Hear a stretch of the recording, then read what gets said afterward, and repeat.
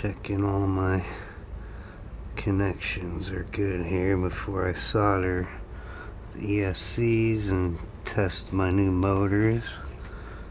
Velox 2208 1950 kV. Got my servo tester here. Power that up. Turn up the volume. Plug in the battery.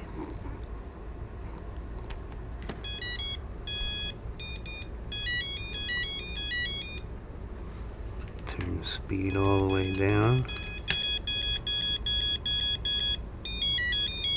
Now it's ready to test.